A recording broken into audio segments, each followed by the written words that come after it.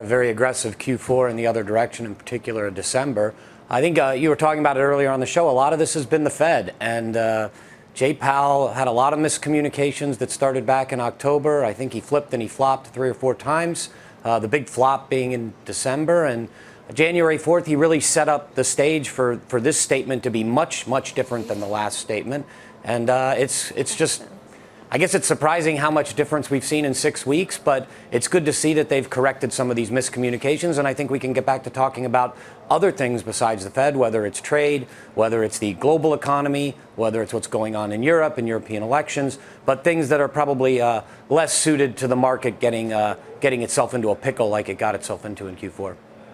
So, Scott, where does that leave the fundamentals? I mean, we're trying to dig out of the government shutdown as well, figure out how much can be reversed, and what the actual economy and what companies are telling us about where we are right now. I mean, we're just coming off of the best month for the NASDAQ since October 2011.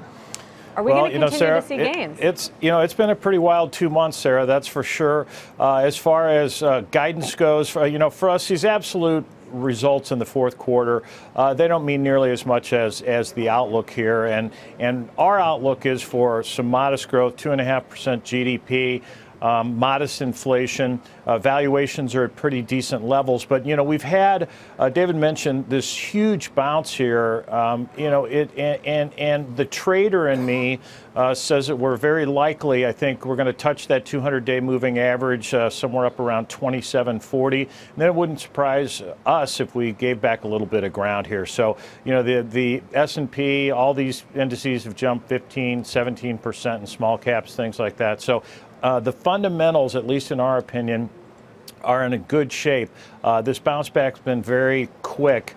We decided to take a little bit of risk out of our portfolios by going a little underweight in terms of small cap, but overall we're still leaning towards a continuation of this expansion. And really, we've talked about this quite a bit over the last couple of months. The sectors that we have liked that do well in an advancing economy, industrials, financials, consumer discretionary, they got clobbered at the end of last year, and they're among the best performers this year. So I don't think that should be a surprise, but we're reaching some levels where you would expect the market to cough up a little bit of these gains.